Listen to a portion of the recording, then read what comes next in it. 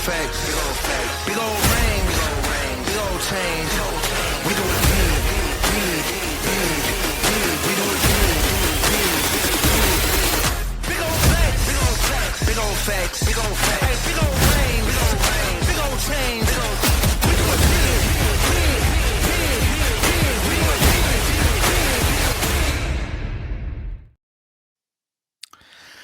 Salut tout le monde et bienvenue au podcast des Blue Jays, édition du 11 avril 2025. Gavino Desfalco en compagnie de Jérémy Filosa sur les ondes maintenant de Rogers TV Ottawa. Comment ça va, Jérémy? Ah, ça va très, très bien. Merci. J'espère que ça va bien aussi, Gavino. On salue, bien sûr, tous nos nouveaux téléspectateurs de Rogers TV. Merci d'être là en notre compagnie si vous découvrez pour la première fois le podcast des Blue Jays. On espère vous en mettre plein la vue pour l'émission de cette semaine. Très heureux de cette nouvelle collaboration sur les ondes de Rogers TV. Les Blue Jays de Toronto ont commencé leur saison. Ça fait 2 semaines qu'ils jouent présentement un dossier de 8 victoires, 6 défaites. On va commencer tout de suite dans le vif du sujet. La grosse nouvelle, Jérémy, le contrat de 500 millions de dollars de Vladimir Guerrero. Un petit mot là-dessus avant de justement faire une analyse complète de ce contrat-là. Oui, absolument. Écoute, on savait que ça s'en venait. Il y avait quand même 2 journalistes hispanophones qui suivaient ce dossier-là de très, très près, qui nous donnaient des informations aux 2-3 jours au compte-gouttes en nous disant « ça s'en vient, les 2 clans sont près d'une entente ». Et j'ai bien aimé la vidéo promotionnelle. Ça a été une semaine très mouvementée chez les Blue Jays, très émotive, mais belle vidéo promotionnelle qui inclut aussi des images de Montréal, des images du Stade olympique et même un call assez fameux de notre ami Roger Brulotte. On écoute ça. On regarde ça. This was always home.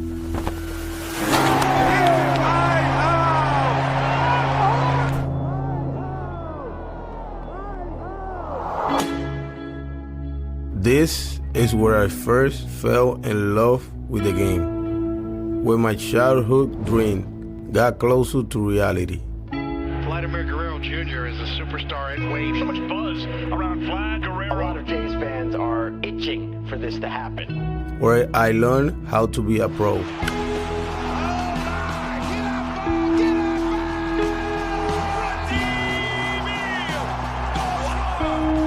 Where the dream of becoming a baseball player like my dad came true.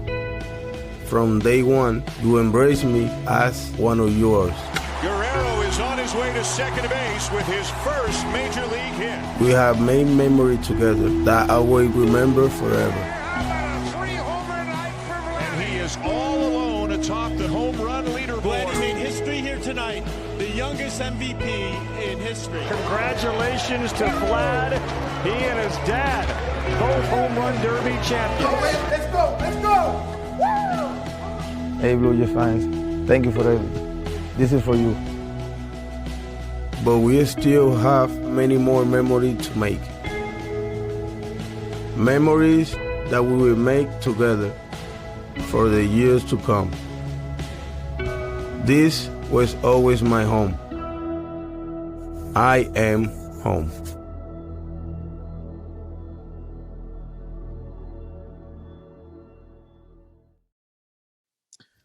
Très belle vidéo. Ouais, ça me rend émotif. C'est sûr, quelqu'un qui est sentimental comme moi et qui aime la passion du baseball, c'est sûr que tu restes pas de glace lorsque tu regardes une vidéo comme ça. Vladimir signé 14 ans.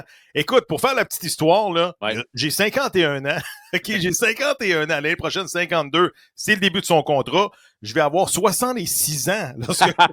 Non, mais c'est vrai, là, ce que tu y penses, lorsque le contrat de Vladimir va se terminer, c'est enfin fait. La distraction, c'est terminé. Et il faut lever notre chapeau à Shapiro, à M. Rogers et à Atkins pour avoir conclu cette transaction-là. 500 pour 14. Si c'était pas que les Blue Jays, de toute façon, Philo, il l'aurait eu ailleurs, son 500 millions. C'est certain. Écoute, moi, ça me rappelle 2003. Gavino, Vladimir Guerrero Senior devient joueur autonome et contrairement aux Blue Jays, les Expos ne lui ont jamais fait d'offre. Il est parti sans obtenir de compensation du côté des Expos. Il avait signé avec les Angels de la Californie à ce moment-là. ben, on voit que les Blue Jays, eux, n'ont pas... ils ont donné à leurs partisans ce que les partisans des Expos auraient aimé avoir ici. Vladimir Senior, bien sûr, avec l'équipe pour plusieurs années. Je suis vraiment content que ce soit réglé pour qu'on va pouvoir continuer d'apprécier les prouesses de Vladimir comme il l'a fait depuis le début de la saison. Hey, juste pour mentionner, parce que y a les gens qui trouvent que Vladimir, en ce début de saison, frappe pas beaucoup de circuits. L'année passée, j'ai partagé ça sur les médias sociaux hier. Sais-tu combien de circuits Vladimir a frappé l'année passée avant le 2 juin? 5. Ben non. Pas 5. Ça se peut pas. Il avait 5 circuits avant le 2 juin. Donc, les 2 premiers mois de la saison et un peu plus, il n'avait que 5 circuits. Il a fini l'annez avec 30. Alors, inquiétez pas pour Vlad. Parce que j'ai hâte que ça commence à frapper, là. Parce Ben, que là, je vais sortir une statistique bientôt, là, mais oui. Écoute, c'est pas les coups de circuit qui pleuvent à Toronto. Il y en a seulement 6 depuis le début de la saison, dont 3 par Jimenez, 2 également par George Springer et l'autre Tyler Heinemann. Anthony Santander, c'est 0 circuit et Vladimir, c'est aucun coup de circuit. Si j'avais parié ça au début de l'année, non. Oublie ça, là. Et j'ai hâte surtout qu'Anthony Santander se mette en marche 185 de moyenne. Ouais. Puis là, 185. La dernière fois que j'ai pesé 185, je pense que j'étais en secondaire 3. Sérieusement. Ouais. On va en parler de Santander, on va en parler de l'attaque de l'équipe, mais si tu perds un peu confiance en Vladimir, il y en a un qui, lui, n'a pas perdu confiance en Vladimir. C'est l'ancien président des Blue Jays, Paul Beeston. À l'époque où je décrivais les matchs des Blue Jays à la radio, j'avais une très, très bonne relation avec lui. Il m'avait donné son numéro de téléphone cellulaire et j'ai tenté de le rejoindre cette semaine. Le numéro est encore bon. Il a été très généreux avec moi. On peut l'écouter, si tu le veux bien, un petit instant sur qu'est-ce que lui a pensé de la prolongation de contrat du joueur que, faut le rappeler, c'est Paul Beeston et Alex Antopoulos à l'époque qui étaient allés signer et qui avaient mis la main sur Vladimir Guerrero Jr. Alors, on peut l'écouter. I'm very excited about it. I mean, let me just put it this way. I remember when Alex signed him back in 2015. We expected big things from him at that point in time, and he has not disappointed all the way along. So for him to become a long-term member of the Blue Jays is something that I think we are all very, very happy about, but more important, anticipating another great 14 years or whatever it is. It's a good one. It's a good sign. It's gonna be exciting. You know, you got the cornerstone right there. Alors, vous avez le joueur étoile et lui, il est confiant qu'on va le voir avoir beaucoup de succès sur le terrain. Je ne sais pas si ça va être pour la longueur des 14 années. Mais ça, c'est une autre histoire. Paul Beeston, qui est maintenant âgé de 79 ans et qui a été président des Blue Jays de Toronto dans les belles années, là, les conquêtes des séries mondiales et également jusqu'à 2015. Écoute. C'est ensuite Mark Shapiro qui a pris justement le relais de Paul Beeston depuis 2015. Mais à 79 ans, là, je l'appelle, je dis, es-tu occupé? Il me dit, je tente 2 rencontres présentement. ça arrête jamais. Donc, il n'est pas à la retraite, notre ami Paul Beeston. Écoute, qu'est-ce que ça veut dire pour la suite? Parce que Vladimir est signé, mais il y en a un autre de l'organisation, là, Beau Bichette, qui lui, probablement, qui regarde ça et dit, OK, là, c'est sérieux. Mon ami Vladimir, il est signé pour les prochaines années. Est-ce que mon tour va venir plus tard cette année ou, le club va attendre à la fin de l'année pour le signer? Écoute, je veux dire, Beau Bichette a quand même un bon début de saison. Ouais, on ne peut pas dire que, il fracasse tous les records en ce début de saison, mais, je veux dire, s'il y a une continuité du projet et on veut amener Bichette et Guerrero pour les 15 prochaines années à Toronto, bien là, c'est le temps peut-être de le signer, là, justement, de se commettre envers Beau Bichette et dire, voici ton nouveau contrat. Qu'est-ce que tu en penses? Je pense qu'on s'attendait tous à ce que les Blue Jays le regardent aller un petit peu en début de saison avant de prendre ce type de décision. Je ne sais pas si toi, Gavino, tu es convaincu de ce que tu vois. C'est pas extraordinaire, mais c'est pas mauvais non plus. Il ressemble quand même un peu aux joueurs qu'on a connus. Parce que l'affaire, là, Gavino, c'est que dans les 4 premières années de leur saison avec les Blue Jays, de leur arrivée avec les Blue Jays, Beau Bichette était le meilleur des 2 joueurs. On va se le dire. L'année passée, beaucoup de blessures pour Bichette. Ça n'a pas été une bonne année et tout ça. Mais, tu sais, j'aimerais vraiment me retrouver dans sa tête pour savoir qu'est-ce qu'il pense, lui, du fait que, tu sais, on l'a ni plus ni moins écarté. Il l'a avoué, il n'y a eu aucune conversation, pas d'offre sur la table. Là, Vladimir, c'est réglé. Si Beau n'a pas trop un gros ego, et ce qu'il dit, c'est vrai parce qu'il répète à chaque fois qu'on lui pose la question depuis le début de la semaine, c'est quoi mon but? Ben lui, il dit, mon but, c'est de jouer le plus longtemps dans le baseball majeur à côté de mon bon chum, Vladimir Guerrero. Alors, si c'est le cas, peut-être qu'on peut s'asseoir à table et commencer à négocier un nouveau contrat. Mais j'ai aucune idée, Gavino, au moment où on se parle, là. Oui. Ça vaut combien, un beau Bichette? C'est Je ça ne sais l'affaire. pas, mais pour l'instant, c'est 288 de moyenne, ce qui nous rassure quand même. Il y a ses présences sur les buts. Il n'est pas souvent retiré, souvent sur 3 prises. Donc, comme premier frappeur, tu sais, on n'était vraiment pas sûr du rôle de premier frappeur. Pour l'instant, les Blue Jays jouent en haut de 500, 8 victoires, 6 défaites. Est-ce que ça fonctionne? Mais tu sais, on va regarder tout de suite les statistiques. J'ai préparé un tableau, là. Les statistiques des Blue Jays depuis le début de la saison.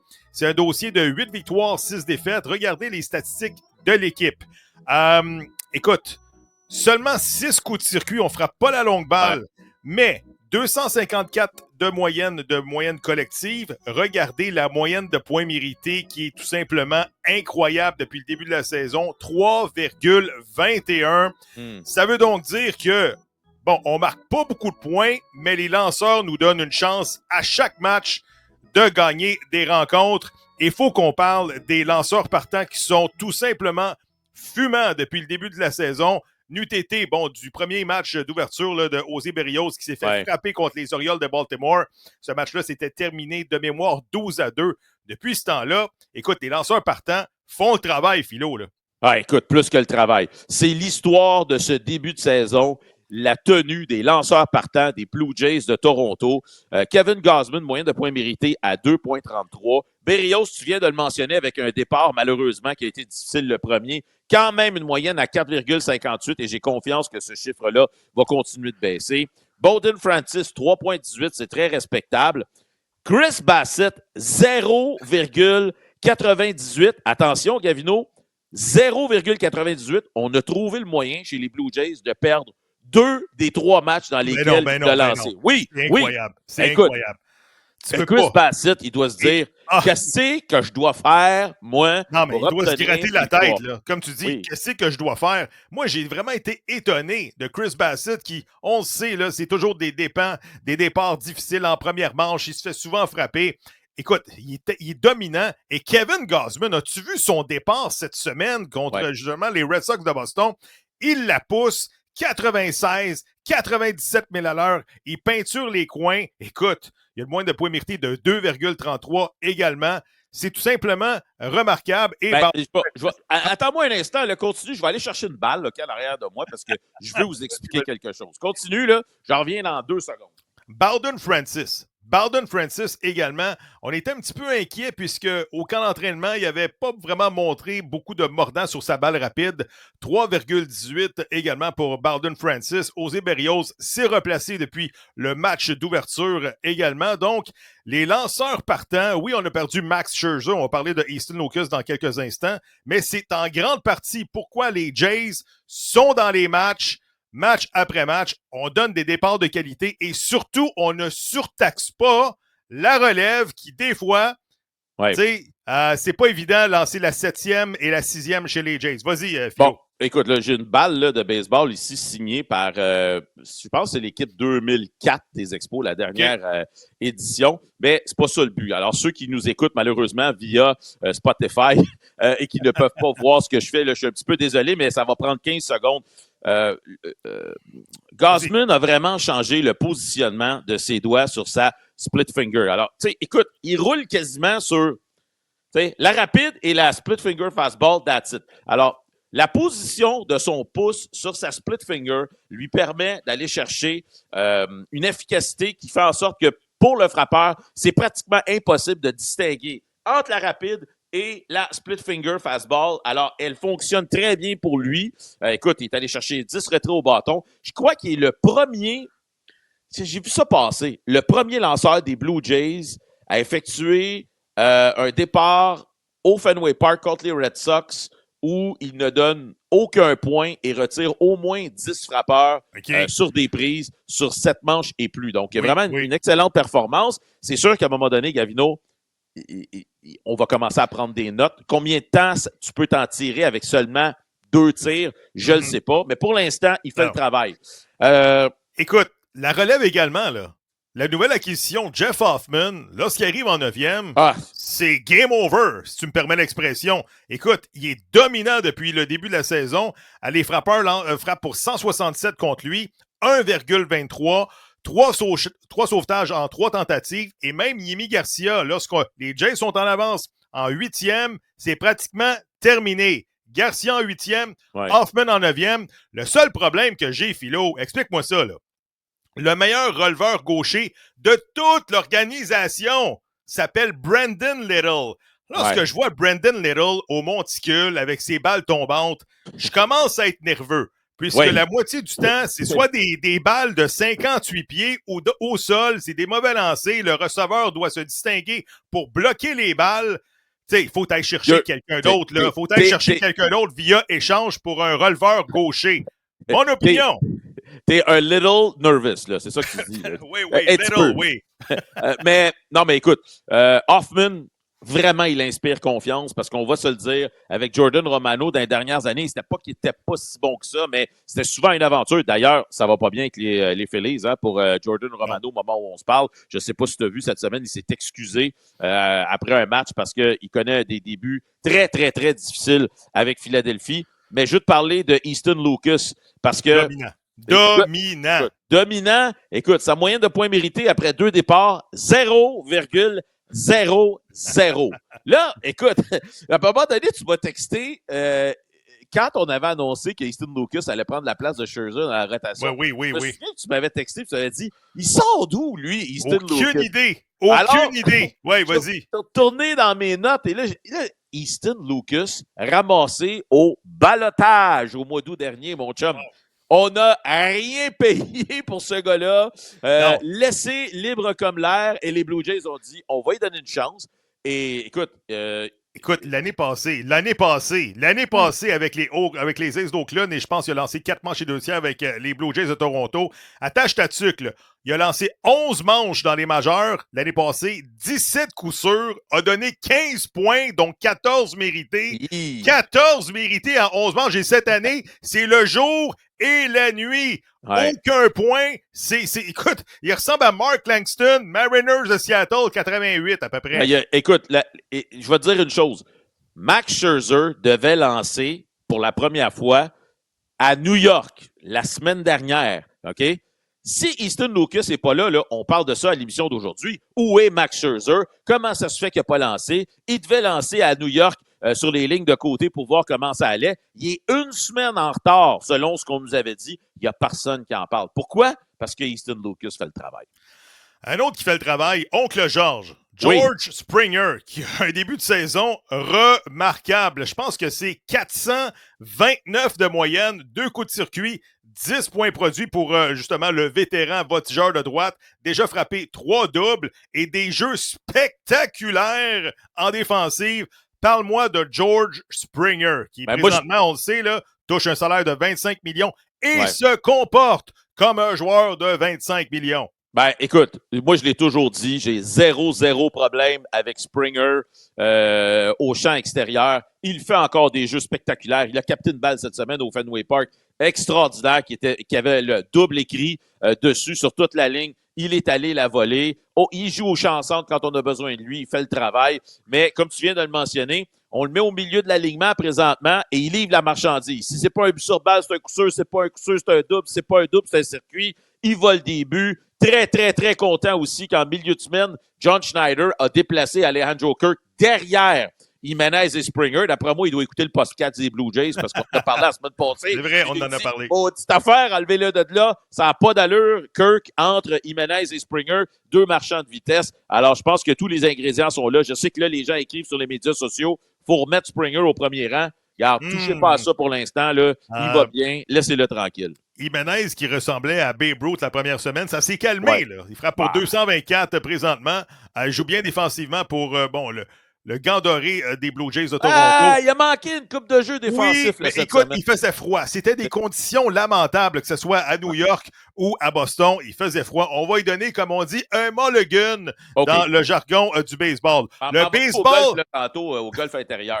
OK, nice. Va te prendre ton mulligan. Écoute, le baseball de situation. Baseball de situation, les Jays qui avaient balayé les Nationals de Washington s'en vont justement contre les Mets, joue 3 matchs là-bas, 3 matchs quand même sensiblement qu'il aurait pu gagner la série. Malheureusement, tu te fais balayer parce que tu n'as pas joué le ABC du baseball. On avait dit au camp d'entraînement et tu avais posé la question à John Schneider au camp d'entraînement, est-ce qu'on va jouer plus de baseball de situation cette année? Il avait dit oui. Après la première semaine, il y avait de l'espoir. On n'a pas vu ça beaucoup. Dans la dernière semaine, le maudit baseball de situation. Écoute, contre les Nationals, tu viens de le mentionner, ils avaient joué du baseball de situation à perfection. Ils ont balayé cette série-là. Mais on dirait que quelque chose s'est passé à New York contre les Mets.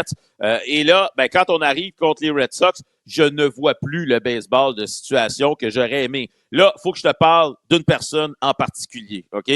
En lien avec le baseball de situation. Dans quel monde de débiles vivons-nous où le receveur Alejandro Kirk signe un contrat de 58 millions de dollars. Écoute, Gavino, c'est le pire receveur numéro 1 d'une équipe que j'ai vu dans l'histoire du baseball majeur. Et écoute, il est mauvais, là, il est mauvais. À la plaque, ce sont des élans tout croche, mais surtout, Gavino, cette semaine au Fenway Park, dans un match serré de 1-1, il a des coureurs au premier et au deuxième, aucun retrait. Au lieu de se sacrifier, faire avancer les coureurs, et ensuite de ça, le frappeur suivant, frappeur roulant au deuxième, on aurait pu aller chercher le point qui donne les devants, mais non! Hein? Alejandro Kirk, abonné à la balle à double jeu, frappeur roulant, on convertit le double jeu, les Blue Jays ne marquent pas sur la séquence. Il revient en 10e manche, on a le frappeur fantôme, le coureur fantôme au deuxième but. Encore une fois, on a une opportunité de déposer un amorti, de faire avancer au troisième. Encore le frappeur suivant, un frappeur roulant au deuxième. On aurait marqué le point qui aurait donné l'avance. Ben non! Alejandro Kirk frappe une chandelle au premier but. Merci, bonsoir. Il s'en va s'asseoir. Non, mais sérieusement, il se prend pour qui, ce gars-là? Non, mais es-tu capable au moins de faire une petite chose pour aider son équipe? Se sacrifier pour les aider peut-être à gagner un match? T'as dit, Gavino, là, ça va donner une patate chaude, cette affaire-là. Puis c'est pas un mauvais jeu de mots, là, de patate, là. Mais ça va donner une patate chaude. Parce que Heinemann, là, mon chum, là, fait le travail présentement.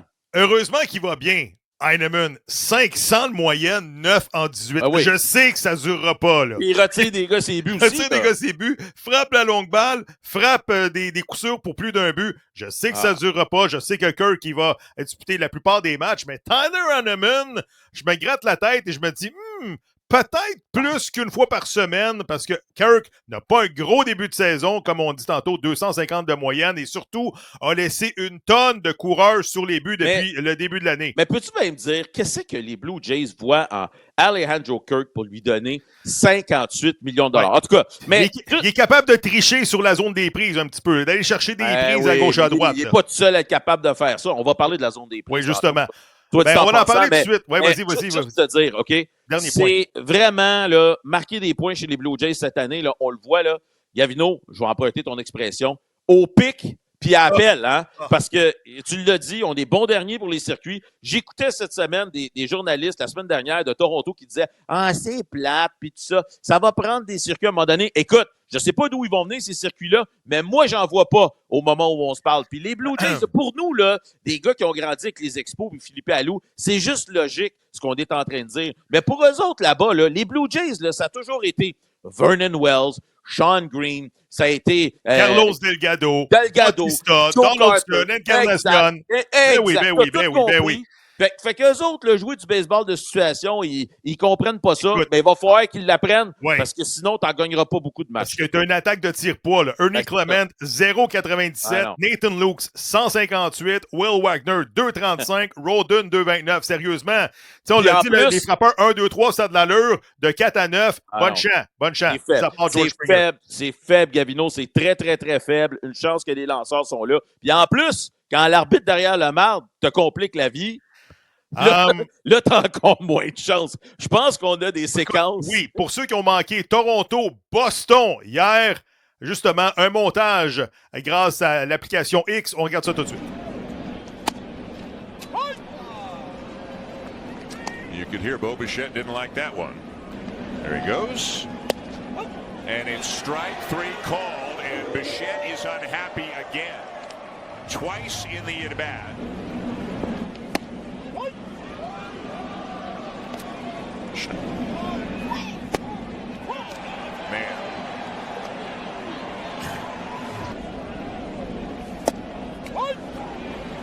He thought it was inside to be successful.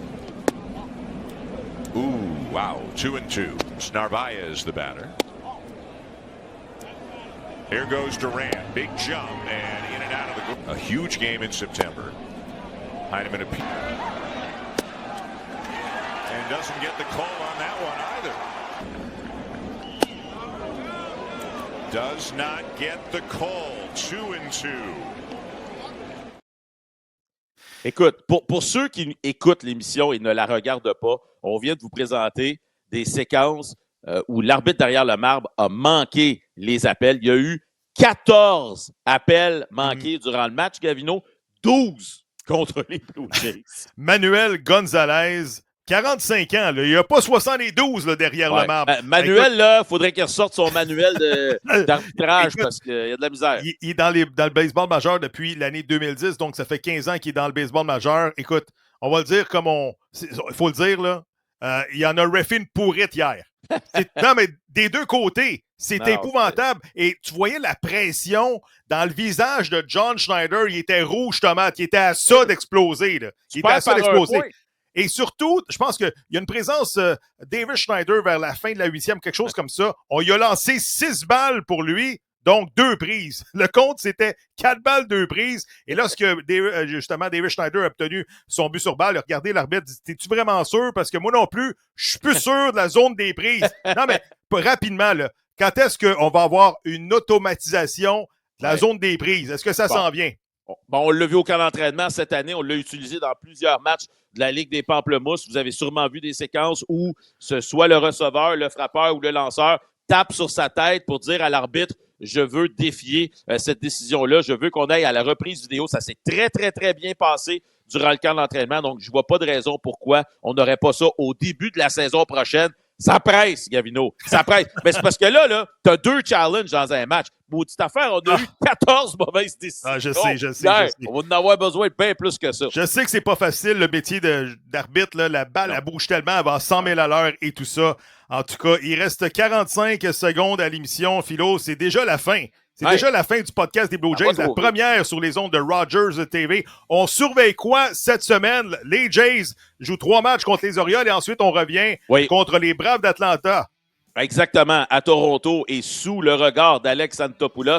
Il y aura conférence de presse lundi pour confirmer, bien sûr, la signature de Vladimir Guerrero au Rogers Center. Alors, le party est pogné. On a hâte que ça puisse se poursuivre. On espère que ça puisse se poursuivre positivement pour les Jays. Voilà ce qui complète le reportage d'aujourd'hui au nom de Jérémy Filosa, ici Gavino Defalco, qui vous dit bon baseball et go Blue Jays, go pour cette semaine. Salut, à la semaine prochaine. Bye bye.